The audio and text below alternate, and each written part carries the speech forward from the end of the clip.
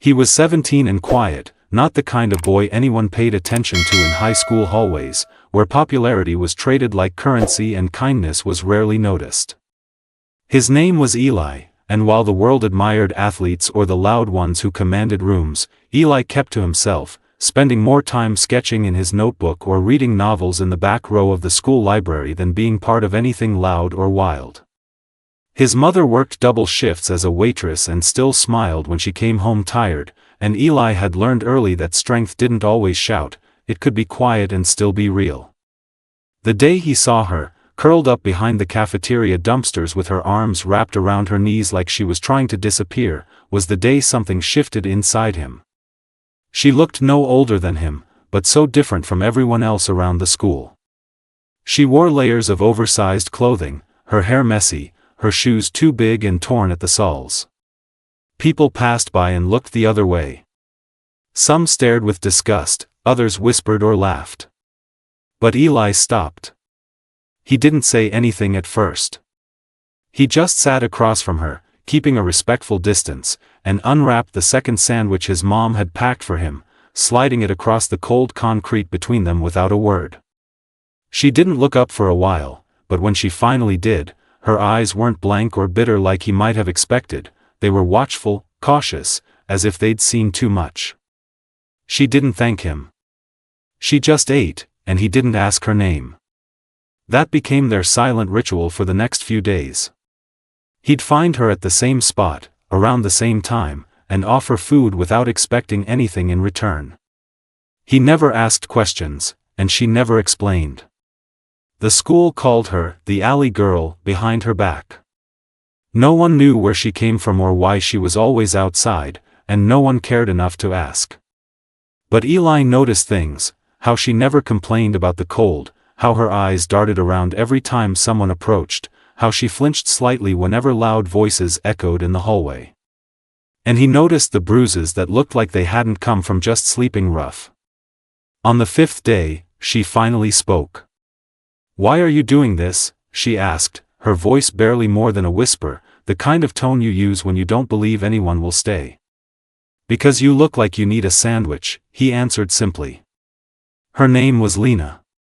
That day, she let him sit a little closer. And for the first time, she smiled, small, hesitant, like she wasn't sure if her face even remembered how to. The more he learned, the more his heart ached for her. Lena hadn't always been homeless. There was a time she had a room of her own and a mother who brushed her hair and sang lullabies that didn't always make sense but made her feel safe. But then came the fire. The one that took everything. Her mom. Her home. Her childhood. She'd been in and out of shelters since then, some kinder than others, and every time she started to feel settled, someone would remind her that she didn't belong. The last foster home she ran from had locks on the fridge and cameras in the bedrooms. She chose the streets instead. Eli listened to all of it without judgment, without trying to fix anything, and that's what made Lena trust him. She didn't need a savior. She just needed someone who saw her. Prom season was around the corner, and the school was buzzing with dresses, limos, and Instagram dreams. Eli wasn't going. He didn't have a suit, didn't care for the glitter, and knew no one would ask him anyway. But that night, as he walked home and found Lena trying to warm her hands with the breath from her cupped palms, an idea formed, one he knew everyone would mock, but he couldn't shake it. "Will you come to prom with me?" he asked. Her head snapped up. "What?" "I mean it. Come with me." She stared at him like he'd asked her to fly to the moon. "I don't have a dress. I don't even go to your school. What would people say?" "They'll say what they always say. Let them." It took her days to say yes. And when she did, she made him promise not to spend money on anything. No fancy stuff. No fake fairy tale. Just them. Just real. So Eli borrowed a jacket from a neighbor, polished his old shoes until they didn't look so bad, and showed up to the alley with a flower he'd picked from his mom's garden. Lena met him wearing a dress from a thrift store and borrowed heels. Her hair was pinned back with 2 clips, and her face held that same small, unsure smile he'd come to recognize. They walked into the prom holding hands. The music stopped for a second when people saw her. Whispers spread like wildfire. Some laughed. Others took pictures. But Lena stood tall, not because she wasn't scared, but because Eli held her hand like it was the most natural thing in the world. That night, they danced in a corner no one cared about. They didn't win any crowns. They didn't trend on any social media.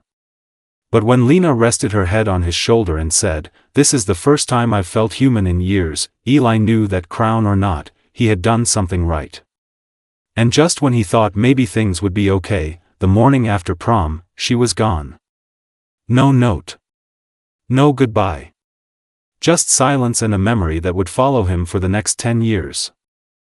Eli had never believed in grand gestures, especially not the ones you saw in teen movies where boys held boomboxes under windows or spelled out proposals with rose petals in front of a crowd. He wasn't dramatic like that. He was quiet, subtle, and had always preferred moments that were private and personal.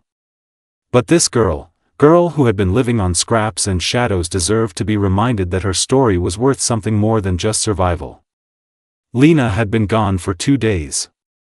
Not a word. Not a trace.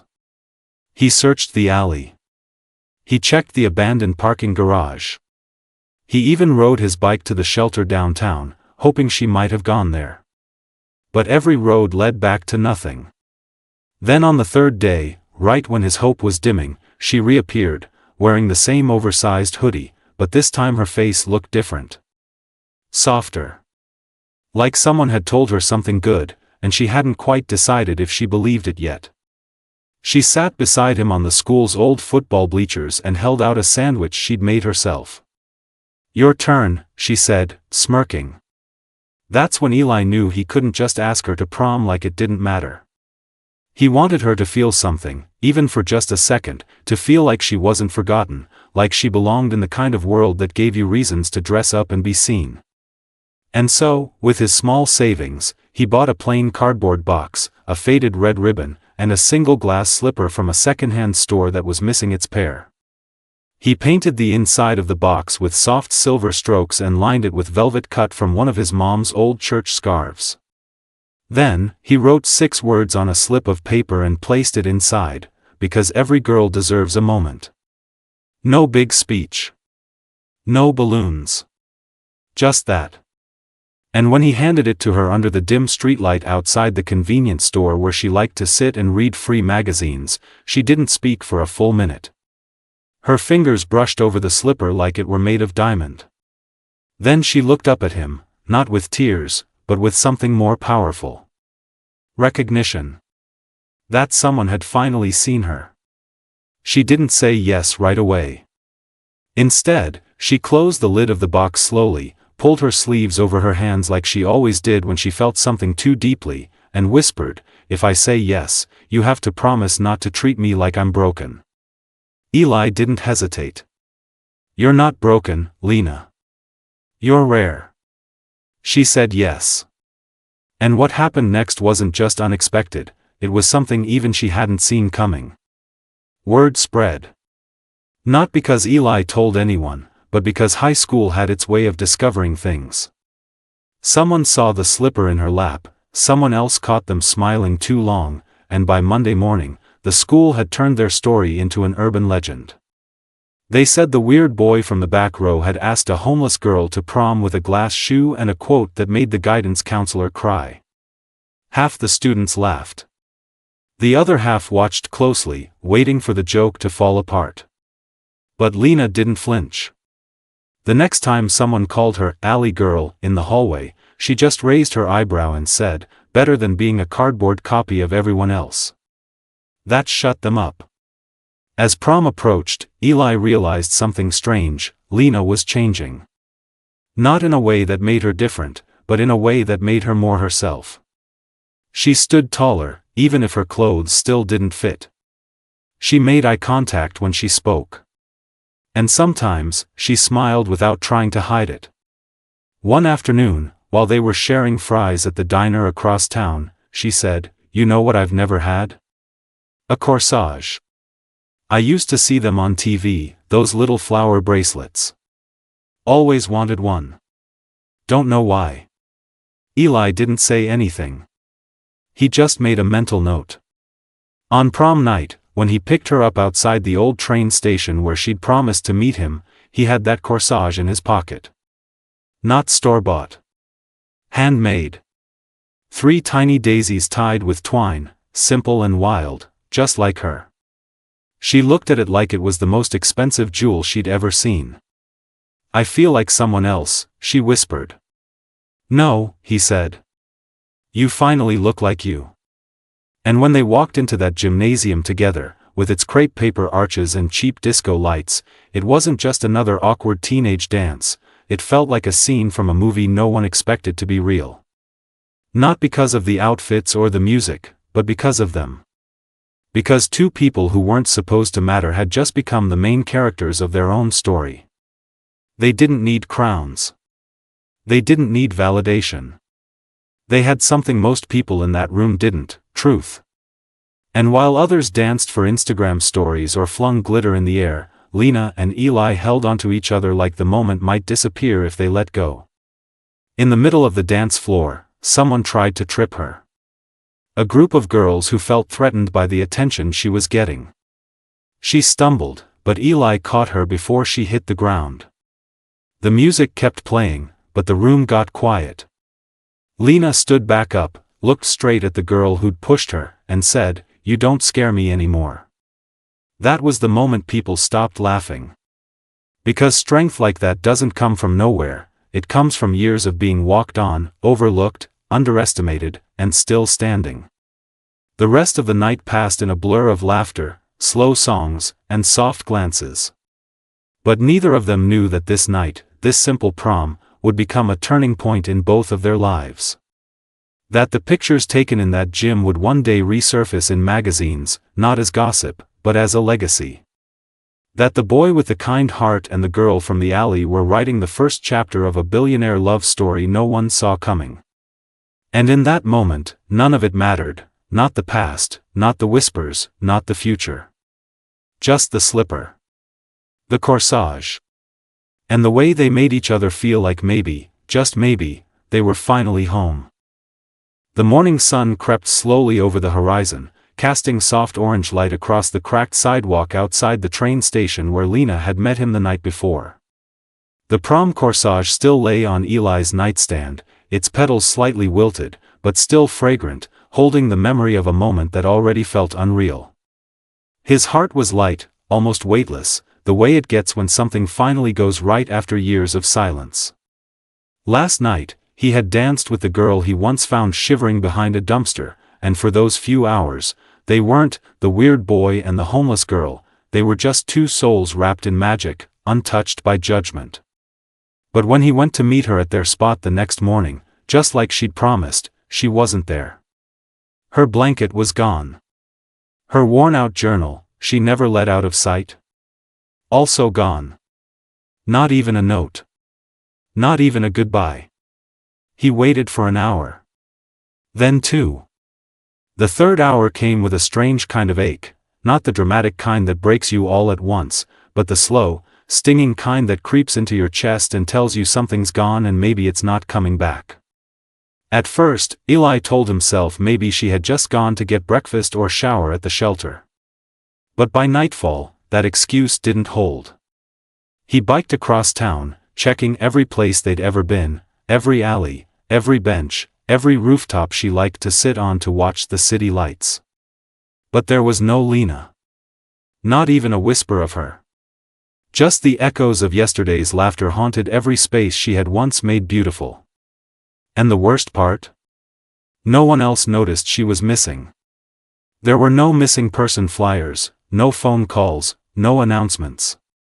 Because when you're invisible to the world, your absence doesn't trigger alarms, it just deepens the silence. For a week, Eli didn't sleep properly. He replayed every moment of prom, searching for clues in her eyes, her words, her smile. Did she know she was going to leave? Did she plan to disappear all along? Or was it something else? Something darker? His mom noticed his silence but didn't ask questions. She'd seen this kind of grief before, the kind that doesn't have a name. The kind that comes when someone you love leaves without taking their memories with them.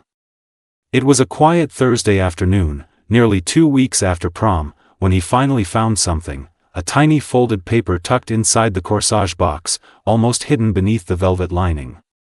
It wasn't signed. It wasn't dramatic. It just said, "If I ever disappear, don't come looking for me. Not because I don't care.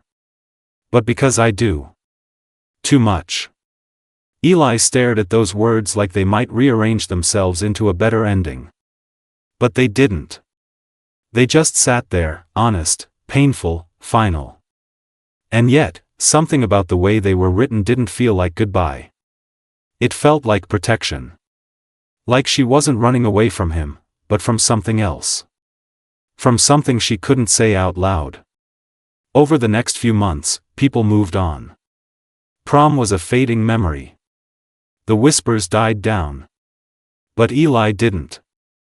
He carried her story like a secret flame, quietly keeping it alive. He started sketching again, filling notebooks with portraits of her, Lena laughing, Lena reading, Lena staring into the distance with that look that always made him wonder what she'd seen in her past. He applied for art school, using one of those sketches as his portfolio piece. When they asked him in the interview why he drew the same girl over and over, he simply said, "Because she changed the way I see the world." He got in. Scholarship. Full ride. Still, Lena's absence was like a shadow he learned to live with. But here's the thing about people like her, people who disappear without a goodbye. They never really leave. They linger in thoughts, in songs, in random smells that remind you of them. They become ghosts with living hearts. And on the night before he left for college, as he packed his final bag and zipped it shut, his phone buzzed, an unknown number. No name. Just one message. "Did you keep the slipper?" He froze. His breath caught in his throat. He didn't reply right away. He didn't need to. Because somehow, in the silence that followed, he knew, Lena wasn't gone. She was just waiting for the right moment to return. And deep down, he understood that their story hadn't ended at prom. It had only paused. 10 years is a long time when you're waiting for someone who vanished without a trace, but it's barely a blink when that person returns as someone the whole world suddenly wants to know. The city had changed in a decade, but not as much as she had. The skyline looked sharper now, with glossier buildings and bigger names, but none bigger than the one everyone had started whispering about, L.C. Rowan. No one knew what the initials stood for. No one knew where she had come from. All they knew was that she'd bought out 2 luxury hotels, had her name linked to an underground tech revolution, and was being called the youngest self-made female billionaire on the East Coast. But what the media didn't know, what Eli couldn't believe when he first saw her picture in a business magazine, was that L.C. Rowan wasn't just another startup ghost with too much power. She was Lena.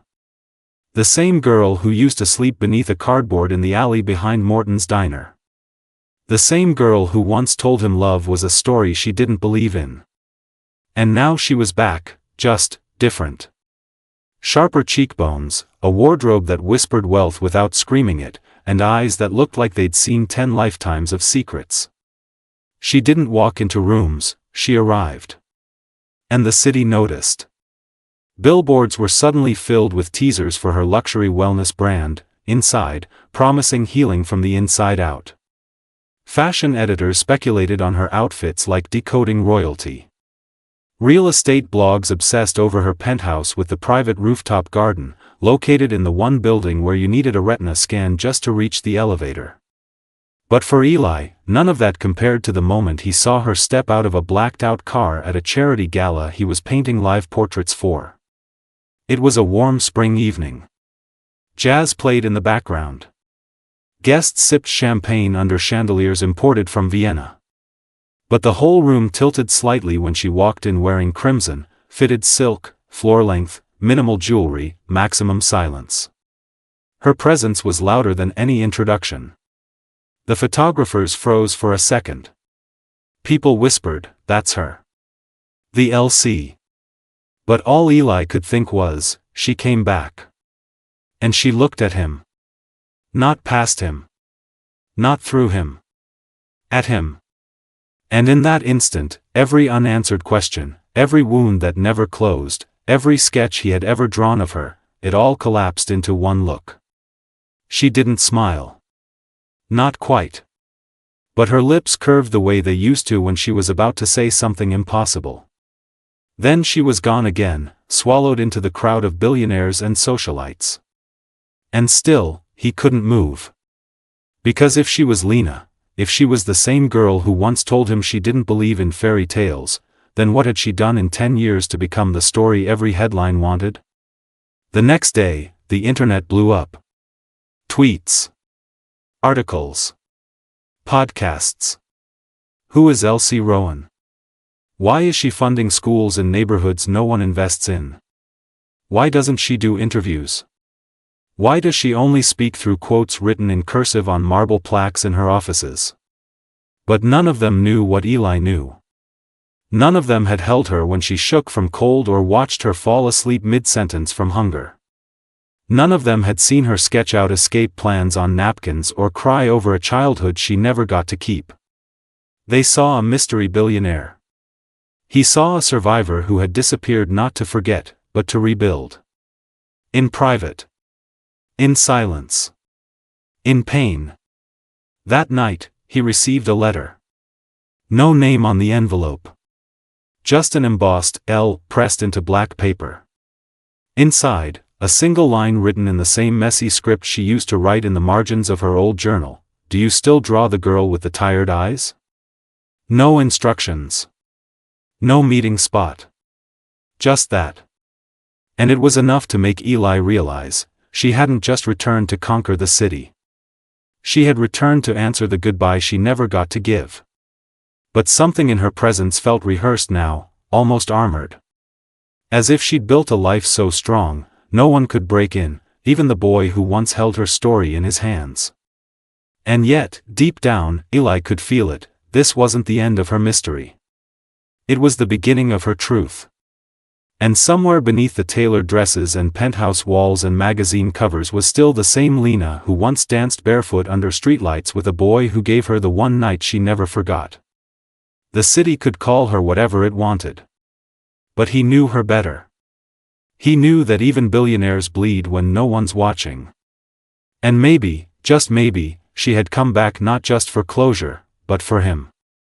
The envelope arrived with no return address, just thick ivory paper and an embossed gold seal that felt heavier than it should.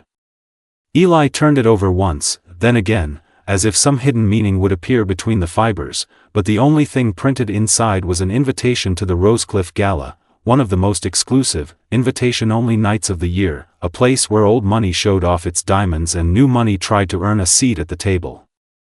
He wasn't the kind of man who received these. A muralist. A part-time art teacher. Someone who paid rent in sketches and carried heartbreak in his back pocket. And yet, there it was, with his full name and a handwritten note at the bottom in a slant that made his breath hitch, wear black.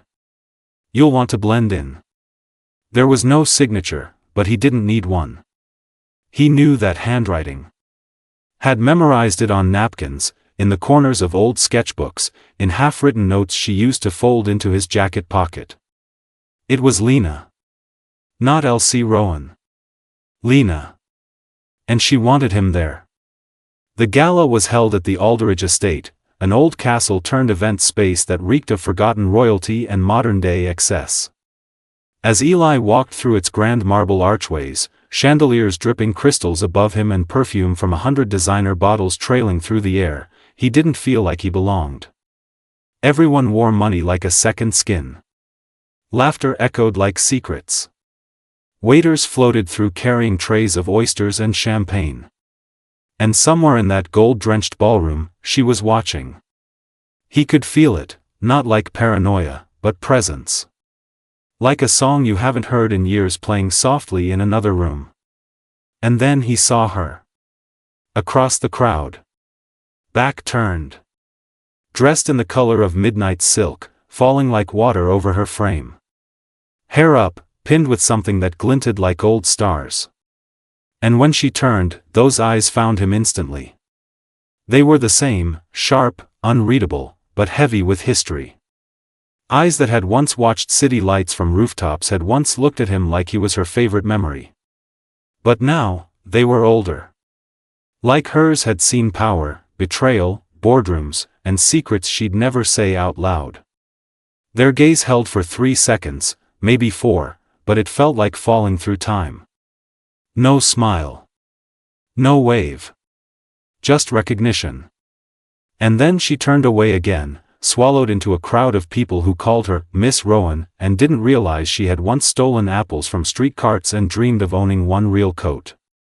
He stayed at the edge of the room, not moving, not breathing.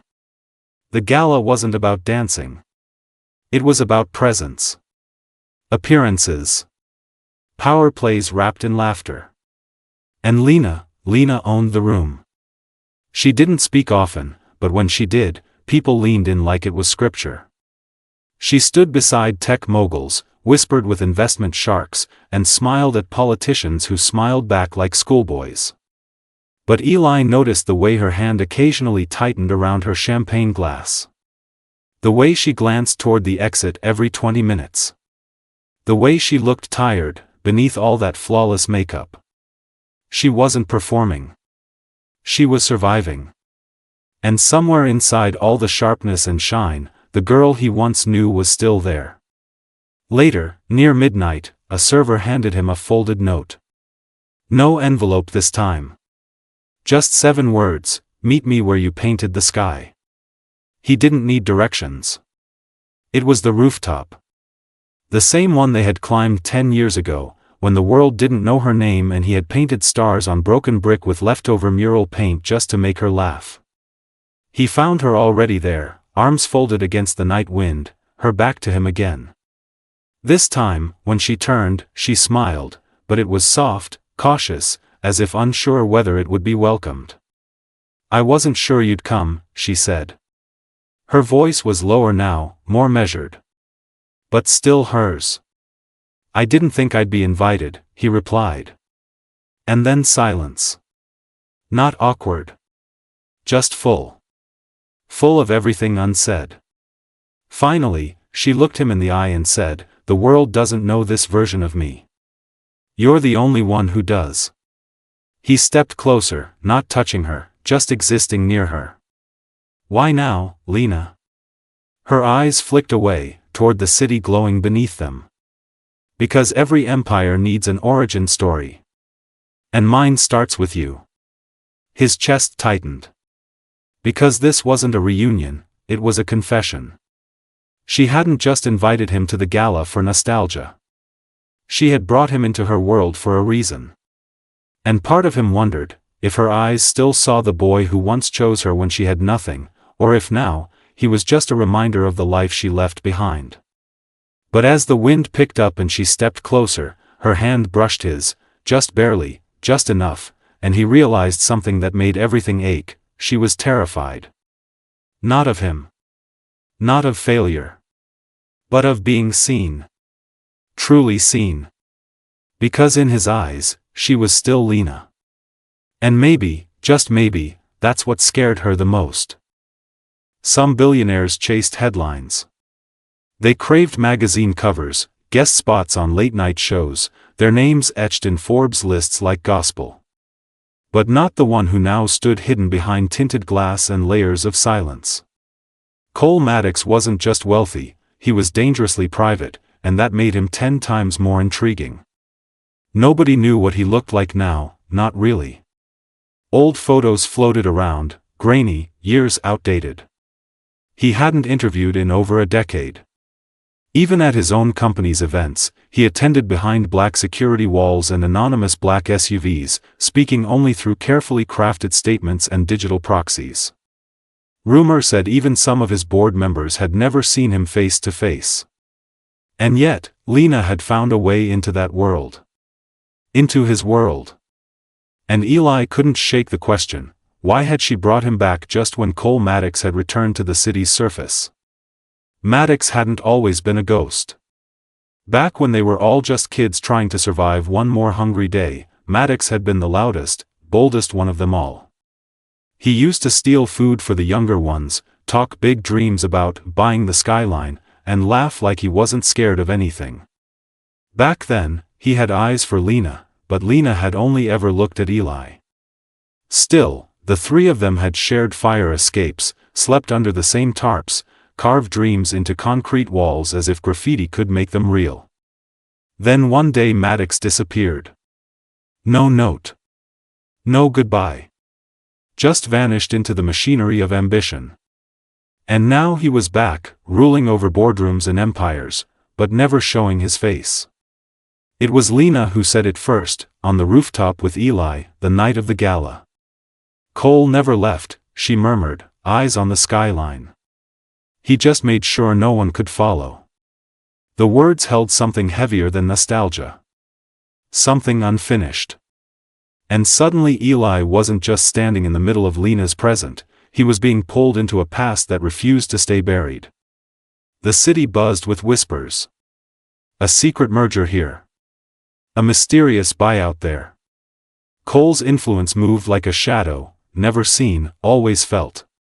Lena, now operating under her empire LC Rowan Global, had suddenly started partnering with Maddox Industries. It didn't make sense to the outside world. Two mysterious billionaires with painful pasts, teaming up without so much as a press conference. But Eli knew better. There was history there. Deep, messy, dangerous history. A few days after the gala, Lena showed up at Eli's tiny studio apartment. No security. No entourage. Just her in a hoodie and sunglasses, like she was trying to be small again. She stood in the doorway and said, "I need you to paint something." He didn't ask what. He just nodded. Because part of him still remembered how to say yes to her without needing reasons. As he painted, she told him pieces of the truth. Not all. Just enough. Enough to understand that Cole had something on her, something from those days they don't talk about. A decision. A secret. One that could destroy everything she'd built. He's not blackmailing me, she clarified, voice flat. He's reminding me. Eli kept painting. A skyline this time. But he added cracks in the buildings, fractures in the glass. He didn't say it, but Lena saw it. And maybe that's why she finally whispered, "He blames me for what happened to his sister." That was the sentence that cracked everything open. Because no one ever talked about Maddox's sister. She was the quiet girl in the back, always reading, always cold. And one day, she too was just gone. Rumor said she overdosed. Some said she ran away. But only 3 people knew what happened. And all of them were still carrying that night like a brand on their soul. Cole had made money disappear. Faces disappear. Himself disappear. But what he couldn't erase was grief. And Lena was part of that grief. Eli didn't ask for details. Not yet. He could see in her eyes that the story wasn't ready to be told. But something in her was unraveling, and he was being pulled in like a thread. A few nights later, he followed her without her knowing. Watched as she entered a nondescript building in the financial district with no sign out front. Black windows. No lobby. No reception. Just a retinal scanner and a door that closed like a vault. He waited outside for hours, but she never came out. And when she did the next morning, she looked different. Like someone had reminded her, she was replaceable. That night, she showed up at Eli's again. This time, she didn't speak. She just handed him a flash drive and said, "If something happens to me, open this." He didn't touch it. "Lena, please," she interrupted. "Don't ask. Just keep it." He nodded slowly, heart pounding like something ancient. That was the moment he realized Lena wasn't just fighting to keep her empire. She was fighting to stay herself. Somewhere in all the power and secrecy and survival, she was being pulled into a game Cole Maddox never stopped playing. And the cost of losing wasn't bankruptcy, it was erasure. She left with a tired smile, the kind you give to people you don't want to worry. And Eli sat there for a long time afterward, staring at the flash drive like it might explode. Outside, the city didn't stop. It never did. But in a dark office miles away, Cole Maddox sat behind a one-way mirror, watching footage of the gala. Not one of the speeches or the auctions. Just a single frame paused on a rooftop, where a girl he used to love was looking at a boy she never forgot. And for the first time in years, Cole's expression cracked, not with anger, but something worse. Regret. There are truths people bury so deep, even their reflections forget them, but sometimes, a single whisper can crack the shell wide open. It happened in the quietest moment. Lena was sitting in the back of her town car, staring out at the city lights that felt both hers and never hers, when her driver, a man who'd worked with her since the beginning, glanced at her in the mirror and said something strange. "You have the same eyes as your father, Miss Rowan." She froze. The car kept moving, but her world didn't. "What did you say?" she asked, voice sharp, like glass under pressure. The driver paused, then cleared his throat. "Nothing, ma'am. My mistake." But the silence after was too long, and Lena's mind started spinning. Her father. The word never meant much. Her mother had always been vague, calling him a phase, or mistake, and then later, a ghost. She used to tell Lena that everything they had, they built themselves. That no one ever handed them anything. But that line had always felt rehearsed, like something her mother had memorized too well. And now, years later, when Lena had climbed into rooms even royalty couldn't enter, someone was hinting that her bloodline wasn't just survival, it was inheritance. That night, she dug through old boxes in her penthouse. Most were full of business records and fashion portfolios. But at the bottom of one, behind a book her mother once made her swear to never read, she found a letter. Yellowed. Torn. Untouched. Addressed to my little star. She opened it with fingers that trembled in a way she hadn't let them tremble since she was a child. The handwriting was strong, elegant. Male. It spoke of promises and a future and an empire. It spoke of her mother as the woman I gave everything to, and Lena as the daughter I will one day protect with the world. There was no signature. Just a symbol. A crest. A golden lion wrapped in vines. Lena didn't sleep that night. She stayed up tracing that crest on her tablet, feeding it into private search engines, calling in favors from cybersecurity teams she usually reserved for industrial leaks. And when one of them called back and said, "You need to sit down," she already knew. Her father wasn't a phony. He was a legacy. And not just any legacy. The lion crest belonged to the Vailmonts, one of the oldest, most guarded dynasties in Europe. Wealth so old it didn't show up on Forbes. Power so quiet it controlled the people who controlled the world. And according to a buried DNA match and a set of sealed family documents hidden in Swiss legal files, Lena Rowan was born Lena Vailmont. The illegitimate daughter of the only Vailmont son to ever run away from the throne. Her real last name had been erased to protect the family from scandal, and her mother had taken hush money to disappear. But she hadn't. Not really. She'd raised Lena just close enough to power that it always felt familiar, and just far enough away that it never felt hers. And now Lena was staring down the truth that she wasn't just a self-made billionaire.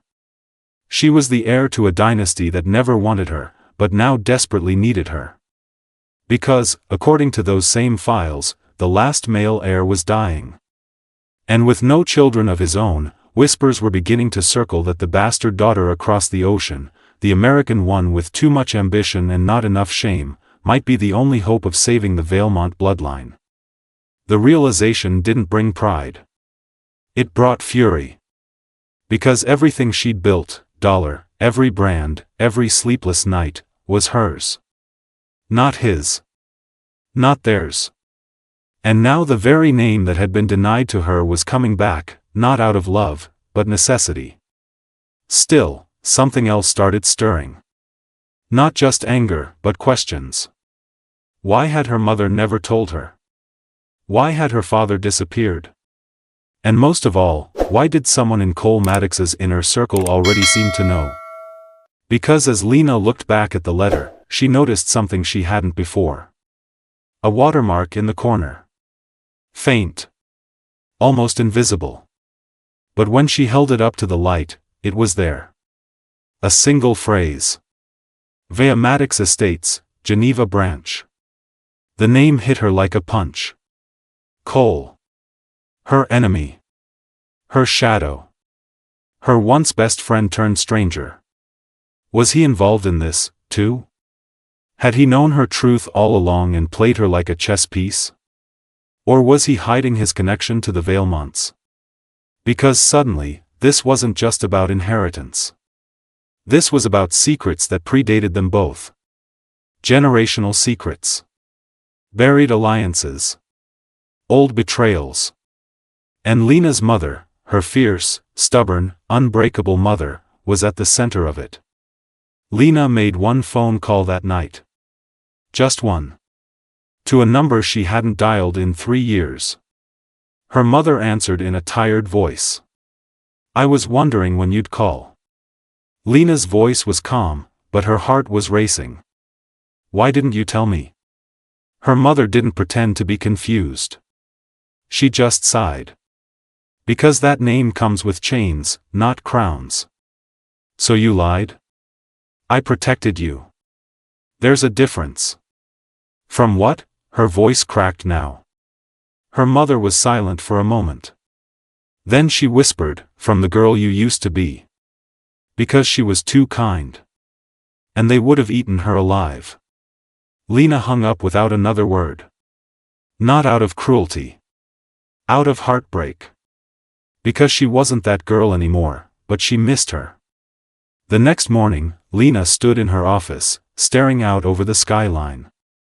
Not as a hustler. Not as a CEO. Not even as a daughter. But as a woman who now carried the weight of a hidden dynasty on one shoulder, and the scars of a forgotten alley on the other. And somewhere, in another building, Cole Maddox stared at the same city. He smiled faintly. Because the game had finally begun. And neither of them could win without losing something real.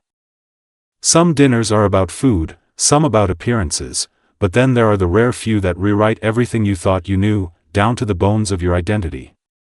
The invitation arrived in a white envelope with no return address, just a gold seal pressed into the flap, a lion surrounded by vines, the very same symbol Lena had seen in the hidden letter behind her mother's old book.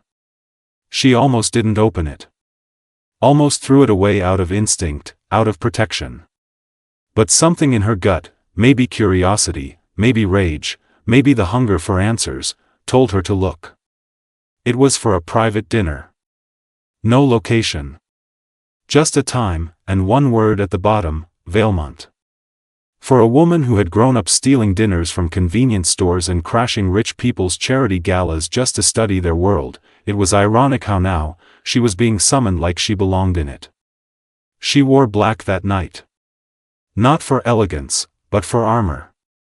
The kind of gown that whispered power, that clung like confidence but moved like warning. The car that picked her up was silent. The driver wore gloves. No words were exchanged. And when the car stopped in front of an estate that didn't exist on public maps, Lena knew this wasn't just a meal. It was a test. The mansion was colder than it looked. Beautiful, yes, but the kind of beauty that comes from generations of old money and even older secrets. Paintings watched her. Floors gleamed like judgment. And waiting at the long, hollow dining table was a man with the same eyes she saw in the mirror every day. His face was older, tired. Worn not by poverty, but by guilt. He didn't introduce himself. Didn't need to. She knew who he was. "You look like your mother," he said, finally. Lena sat without replying. There was no menu. No courses. Just wine, meat, and memories waiting to be uncovered. He began with apologies, too late, too neat. Stories about how he had loved her mother, how he had planned to return, how he had no idea she existed until recently. She didn't flinch. She didn't trust. But she listened. Because buried under all his perfectly chosen words was something raw. Regret had grown roots. He told her about the Valemont name. About the inheritance wars. The betrayals. The deals that traded love for legacy. And how, now, with no heir strong enough to carry the family into a new century, they had started to look for the one person they had spent decades trying to erase. Lena. He offered her more than money that night. He offered access. Influence. Legacy. The family name, the estates, the council seat, even the silent shares in companies she had already conquered on her own. It was everything a girl like her was never meant to have. And yet, there it was, served on a silver platter. But what struck her hardest wasn't the offer. It was the sudden realization that someone else at the table already knew all this. Because when she glanced up across the flickering candlelight, she saw him. Cole Maddox. Not as a rival. Not as an ex-friend. But as a family. He looked at her like he had seen the ghost of a life they never had. And when their eyes met, she knew, he had known all along. The partnership. The rivalry. The investments. The interference. It wasn't just business. He had been trying to get close to her, protect her, and prepare her. Because Cole Maddox wasn't just part of her past. He was part of the Valemonts. A cousin. A shadow.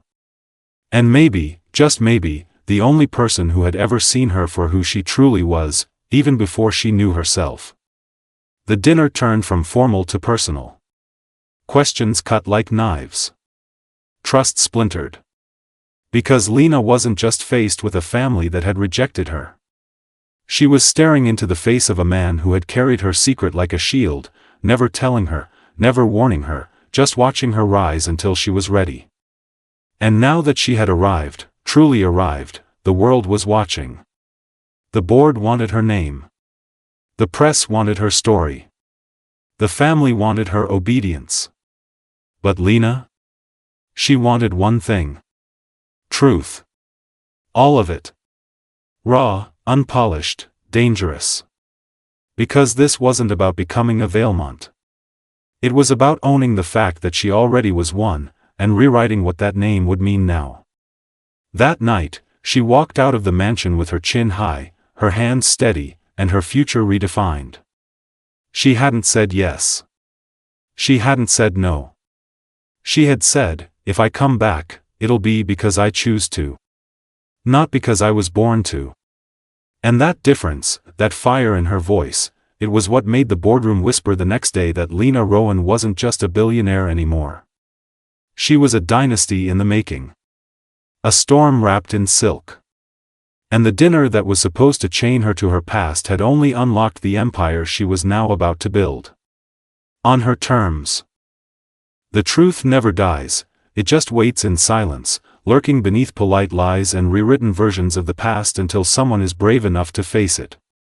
For Lena, that moment had arrived. Her disappearance all those years ago, right after prom night, was something even she had tried to bury. Everyone believed she had simply vanished into the chaos of the city, another runaway statistic swallowed by the noise. But the reality was far more twisted, and much more calculated. What no one knew was that Lena didn't run. She was taken. Not in chains or with violence, but with a quiet manipulation that wore the face of kindness. A woman who claimed to be a social worker, dressed in soft tones and soothing words, had appeared the morning after prom, just as Lena stood outside the school auditorium trying to decide whether to go back to the group home or stay on the bench where Cole had kissed her forehead and promised she mattered. The woman had said all the right things, that she worked with programs helping teens find real shelter, that she had seen Lena's school file and could help her find a safe place. And maybe because Lena was still glowing from one night of feeling human, or maybe because she had never really known what safety looked like, she said yes. That ride should have led to an opportunity. Instead, it led to silence. She wasn't trafficked. She wasn't hurt.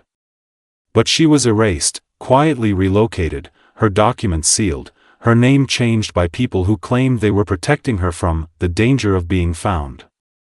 Only much later did she understand the real reason: her last name had value.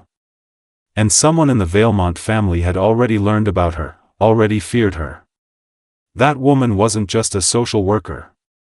She was sent.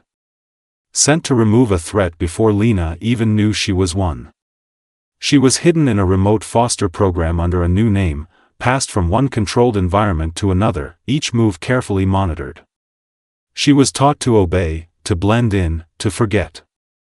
But Lena never truly forgot. Somewhere deep inside, the fire stayed lit. Her disappearance had always haunted Cole. He never spoke about it publicly, but he had spent years trying to trace her. The night she left, he thought maybe he had said something wrong, maybe she had felt out of place, or maybe, worst of all, maybe she had never meant to stay. But now, as he listened to her speak the truth in a quiet corner of the Valemont estate, away from the years of board members and cousins in polished suits, he realized the depth of what she had survived. Lena told him everything that night, not with tears, but with the sharp-edged calm of someone who had carried silence like a burden for too long. The woman who took her had spoken of protection from a world that wouldn't understand her. But what she meant was suppression. Erasure. She was a risk to the old guard. A mistake someone wanted cleaned up before it could claim its place. Cole's face changed as she spoke. It wasn't just shock, it was guilt. Because his mother had once been on that same board. And while she had died years ago, Lena's story now made him question everything he had been told about her legacy. There was a photo Lena had kept hidden all this time, a torn corner from a document she once found in a foster home drawer, the only piece of her old life she had managed to steal back. The handwriting was sharp. The signature at the bottom? A Valemont. Not her father, but an uncle. One who now sat at the top of the empire. And suddenly, it all made sense. Her disappearance wasn't just a sad story. It was a decision. A calculated move in a family chess game, and Lena had been the pawn no one expected would grow into a queen. That truth didn't break her. It forged her. Because now she knew exactly who had feared her rise, and why they had every reason to. She wasn't just reclaiming her name. She was exposing the system that thought it could silence a girl with no home, no power, and no voice. She wasn't disappearing again. She was making sure the world saw her, heard her, believed her. And this time, when she stood in front of those who once tried to bury her, she didn't ask for justice. She brought consequences. Because the truth behind her disappearance wasn't just her origin story. It was proof that even the most forgotten girl in the alley can become the storm that rewrites every rule the world tried to chain her with. Lena wasn't lost. She had just been waiting. The gala had barely ended, the echoes of applause still lingering in the marble halls, when Cole made a choice that would change the course of their lives forever, but not in the grand way anyone expected. This wasn't a staged moment with flashing cameras or a rehearsed speech under a chandelier. No petals were falling from the ceiling, no string quartet playing some classic love song. No one even knew it was happening except the two of them and a silence that had never felt more sacred. Lena was standing in the old greenhouse, the one that had survived even after the first Valemont estate fire, the same place Evelyn used to go when the world felt too heavy. Cole had followed her there, not as a billionaire with a legacy on his shoulders, but as the same boy who once shared a slice of pizza on prom night with a girl who felt like light in his darkness. She was looking up at the glass ceiling, her reflection caught between vines and stars, when he walked in quietly. And it wasn't a ring box he held, it was a notebook. The one she had used to scribble ideas, sketch symbols from the past, and map her memories like she was rebuilding her identity page by page. He had read every word. And in it, she had written something once, back when she still didn't know who she was to the world. If anyone ever asks me to be theirs, I just hope they see all of me. Not the parts that are polished or easy, but the ones that still ache. He remembered that line. It had stayed with him like an echo in his chest. So now, standing in front of her, he didn't get down on one knee. He didn't speak with the weight of tradition or wealth. He just opened the notebook to that page and said, "I see all of you. And I still choose you. Not because you're perfect. But because you're real." Lena froze, her breath catching in her throat, and for a moment, the world outside disappeared again, just like it had the night he first offered her his jacket, just like it had the night she told him why she had to run. But this time, she didn't run. And he didn't ask if she would marry him. He asked if she would build with him. A home that wasn't built on secrets or legacies, but on truth. A future where she wasn't his possession or his accessory, but his equal. His partner. His fiercest reminder of what survival looks like. She looked at him, eyes glassy but sure, and whispered the simplest, truest thing either of them had ever heard, "Yes. But only if we promise to stay messy. Honest. Flawed." And he smiled, in a way the world rarely saw, and said, "Then it'll be the most beautiful life we could ever build." There were no diamonds exchanged that night. No social media posts. No interviews or announcements. Just two souls in a forgotten greenhouse, making a vow that meant more than any ceremony ever could. And later, when the world found out, when tabloids scrambled to find the footage, there was none. No one had captured it, because it wasn't a performance. It was a promise. Quiet. Raw. Sacred. Just like their story. By the time Lena officially took her seat on the Valemont Foundation board, the city was watching her every move, not just because she was now publicly linked to Cole, but because she was a woman with a past no one could fully trace and a voice that didn't shake even when the room tried to drown her out. The room was full of suits, all of them raised in wealth and schooled in entitlement, and some of them didn't hide their smirks when she walked in wearing confidence instead of compliance. Especially Martin Reddick, the chairman who had once called her an emotional investment liability behind closed doors, not realizing she'd later be sitting across from him, holding a pen that could outvote him. The tension between Lena and Martin was electric, not flirtatious, not personal. It was war disguised as professionalism.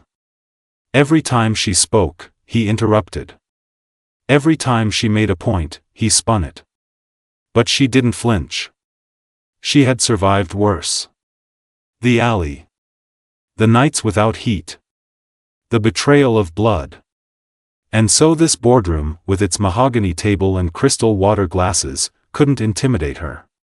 But what no one saw coming was how Cole, usually calm, collected, and a neutral presence during meetings, grew visibly agitated. It wasn't jealousy. It was the way Martin kept cornering her with legal jargon and loaded questions. Until one day, during a particularly heated vote about relocating funds from a shelter project to a real estate expansion, Lena stood up, eyes steady, and said, "If anyone in this room believes I'll stay silent while you erase the people I came from, you've misunderstood the kind of woman Cole Valemont chose." And then, without breaking eye contact, she cast the deciding vote against the expansion, choosing integrity over profit. The room fell silent. Even Martin. But later that night, it wasn't business strategy they talked about. It was the quiet they shared after shedding the armor. Cole found her in the penthouse kitchen, barefoot in one of his old shirts, sipping tea like nothing monumental had happened, and when he asked how she stayed so composed, she finally admitted what she hadn't said out loud: "Every room that ever tried to silence me ended up hearing me louder. I'm not afraid of power, Cole. I'm just tired of pretending I don't belong in the same rooms. That night, their love wasn't soft or poetic. It was intense. The kind that burns not just from passion but from mutual fire. They didn't need candles or music. Just honesty. She traced the scar on his shoulder from a childhood accident he rarely spoke of. He ran his fingers along the faint burn on her wrist from a foster home heater she once pressed against to feel anything. They made love like two people who had earned each other, not despite their wounds, but because of them. And when she fell asleep in his arms hours before sunrise, he whispered into her hair the one thing he'd never said during boardroom arguments, public speeches, or charity events: "You're not just my partner, Lena. You're my compass. My rebellion. My reason for never going back to the man I was before you." And she, half asleep but fully aware, replied without opening her eyes, "Then let's burn the old world down. And build one where we don't have to choose between power and love." Because enemies in the boardroom could still be lovers after midnight, if the war they were fighting wasn't against each other, but against a system that told them they had to pick one role to play. They were rewriting every rule. Together. It started with a letter, no return address, no handwriting Lena recognized, but the weight of it felt familiar, like a ghost from a life she had buried beneath years of survival and reinvention. Inside was a single sentence: "You built a new life. But I still remember who you were when you had nothing." And beneath it, a name that turned her breath cold: Eli. Her half-brother. The one she hadn't seen since she was 15. The one who'd watched her disappear into the system while he stayed behind with the mother who blamed Lena for everything that went wrong. He was older by 3 years and colder by decades. She remembered the scar on his cheek from a fight he never talked about, the way he'd hold her hand tight when they slept in the subway station just so no one would take her. But she also remembered the night he looked her in the eye and said, "You're not my real sister. You're just another mouth to feed," and then turned away when she cried. Now, 10 years later, he wasn't just back, he was in the same city, with a company registered under his name, and he had bought a building across the street from the Vailmont Foundation's new shelter project. Coincidence? Lena knew better. The press was calling him a rising disruptor in the real estate world, but Lena saw through it. The sudden attention. The calculated philanthropy. The charm that masked something colder. Eli wasn't here to congratulate her. He was here to collect. She tried to keep her world separate, didn't tell Cole at first, didn't want to look paranoid. But then someone hacked into the foundation's private files. Someone leaked photos of Lena as a teen, dirty, homeless, bruised. They surfaced on gossip blogs with captions like, "Who is the woman sleeping beside Cole Vailmont?" And still, Eli didn't contact her directly. He sent flowers. A note. "Thought you might want to be reminded of where you started." And that's when she knew, this wasn't just revenge. It was personal. He didn't want money. He wanted her empire to crumble in public, brick by brick. The next board meeting was tense. Cole's expression was stone. He knew. "Who's doing this?" he asked her behind closed doors. Lena hesitated. Then, finally, quietly, "My brother." She expected disbelief. Instead, Cole just nodded slowly, like it all made sense now. "Then we hit back," he said. But Lena didn't want to fight dirty. She wanted the truth. She needed to know why Eli had come back now, after all these years. So she met him. In a restaurant too fancy for their memories, across from a man who looked like her blood but didn't feel like family anymore. He smiled like they were catching up, but his words were venom. "You forgot who you were, Lena." "I didn't. You just changed costumes." She didn't flinch. "I changed everything. You're still standing in ashes." He leaned forward. "We'll see what's left when I'm done with you." But what Eli didn't know was that Lena wasn't the scared little girl anymore. She had learned how to fight without fists. She had a team. She had a purpose. And she had Cole, who didn't just love her softness but respected her fire. That night, as Lena stood on the balcony of their penthouse, city lights flickering below, she whispered to the night, "Blood isn't always family. And I won't let my past rewrite my future." The storm was coming. But this time, she wasn't alone. And she wasn't running. Not from Eli. Not from who she used to be. Because the woman she was now, powerful, loved, dangerous, had nothing left to lose. And everything to protect. The world had already made up its mind about who Cole Vailmont should love, someone with a last name written in gold, someone born into privilege, someone with a pedigree so pristine it sparkled on paper. But when the time came to make a choice, when the weight of legacy pressed against the walls of his chest, Cole didn't hesitate. He chose Lena. Not because it was easy. Not because it made sense to everyone around him. But when he looked at her, he saw a woman who had turned pain into purpose, who had built herself out of nothing but quiet grit and untold stories.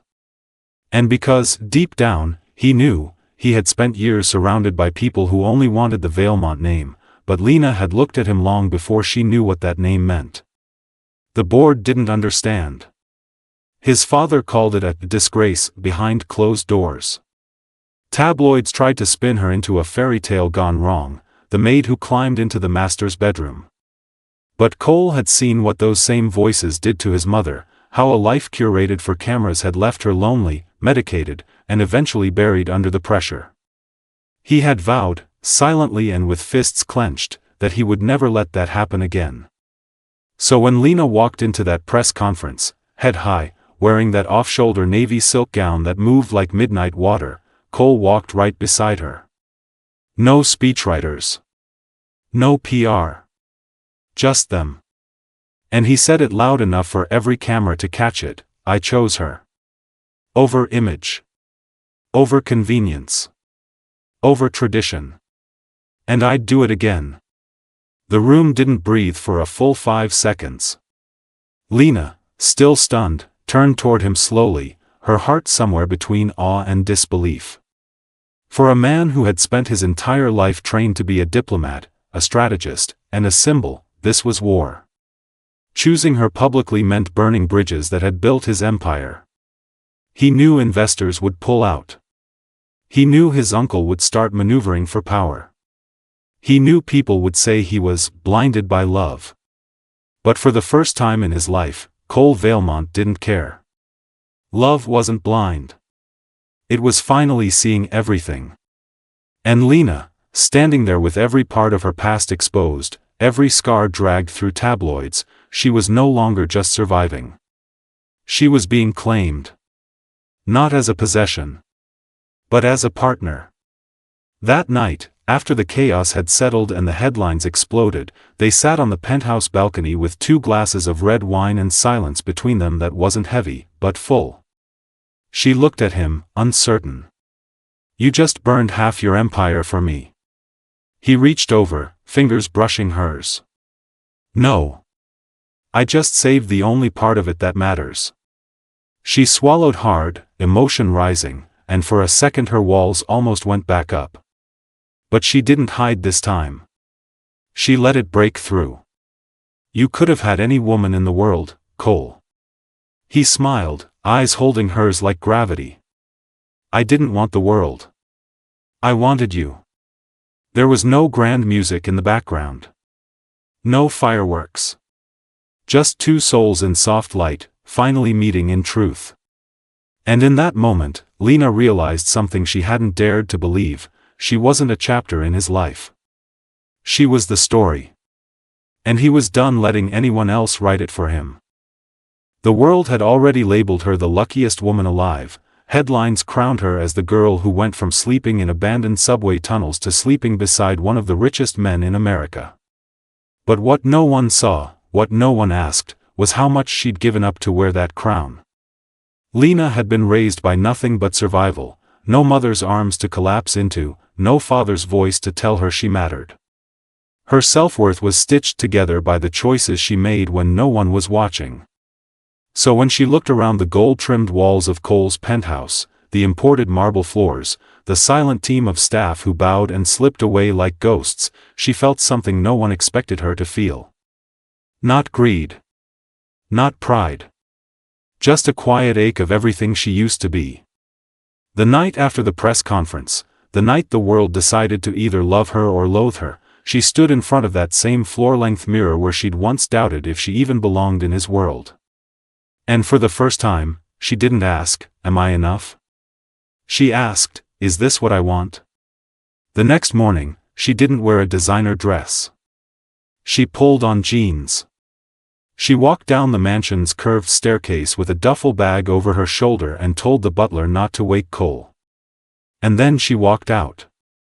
No drama. No goodbye letters. Just a silent, soul-deep decision to return to the parts of herself that had built her. By noon, the world had a scandal. Lena Storm leaves billionaire fiancé. Sources say she felt trapped in a gilded cage. They called her ungrateful. They called her unwell. They called her foolish. But Lena didn't care. Because she wasn't running away from Cole, she was returning to herself. She bought back the old bakery where she'd once worked as a teenager, the one that had burned down during a riot. She rebuilt it, not as a store, but as a center for homeless girls who needed a bed and a dream. She gave every girl there a journal and a key, not to a mansion, but to a locked drawer where they could keep whatever they wanted to protect. And when one girl asked her, with wide eyes and no filter, "Why did you give up being a billionaire's wife?" Lena knelt and smiled. "Because I already knew how to survive without money. But I had to learn how to live without losing myself." Meanwhile, Cole was losing his mind. He didn't chase her publicly. He didn't make grand gestures for the cameras. He just went quiet, canceling meetings, sitting in rooms too expensive to feel so empty. And then one afternoon, he walked into that bakery, dressed in all black like he didn't want to be seen. She didn't speak. Neither did he. Until finally, he reached into his coat and pulled out a single, folded note. No logo. No letterhead. Just a single line: "I didn't fall in love with the woman in my world. I fell in love with the woman who built her own." She read it 3 times before meeting his eyes. "This doesn't mean I'm coming back." His jaw flexed. "I know." She waited. "So why are you here?" He stepped forward. "Because I realized, loving you doesn't mean keeping you. It means standing beside you. Wherever you are." It wasn't a proposal. It wasn't a promise. It was something deeper. A man finally understands that real love doesn't demand ownership, it respects freedom. That night, he sat on the floor with her and a group of girls who had never worn designer shoes, helping one of them color a handmade sign that read, "You matter even when you're broken." And Lena, quietly watching him laugh with a girl who reminded her of herself at 16, knew something had shifted. She had given everything back, but what she'd found in return was far more valuable. Dignity. Purpose. And a love that didn't just fit into a fantasy, it grew from the truth. If you're still here, still listening, then maybe something inside you needed this story. Maybe you've never lived in a mansion. Maybe no one ever handed you a glittering dress or looked at you like you were made of magic. Maybe the world never told you that you were enough. But that doesn't mean your story is small. That doesn't mean your value is measured in dollars or diamonds. The truth is, every woman carries something extraordinary inside her. Maybe it's a dream she buried when life got too loud. Maybe it's a love she never told anyone about. Maybe it's strength built from nights she cried in silence. But it's there. And it matters. Just like Lena, maybe you've been overlooked. Just like Lena, maybe you've had to walk away from something shiny just to protect something sacred. And just like her, you don't need permission to be powerful. The world will tell you that success looks like a private jet or a man in a tailored suit. But real success? Real power? It's walking through fire and still choosing softness. It's staying kind in a cruel world. It's building your door when everyone has been locked out. So if you've ever felt like your story didn't matter, let this be your reminder. You don't need a fairy tale to be unforgettable. You already are. And if this story touched you in any way, if you saw a little piece of yourself in her, or him, or even the girl who once sat in an alley and dared to dream, then don't keep it to yourself. Share it. Share it with a sister, a friend, a mother, someone who's forgotten how powerful she is. Because you never know who's one story away from remembering their worth. Every woman has a story worth millions. And sometimes, that story doesn't need to be shouted. It just needs to be heard. So if you're hearing this right now, you are the story. Don't be afraid to live it boldly. Don't be afraid to start writing your next chapter. Because somewhere, a door is waiting. And on the other side, it's all yours.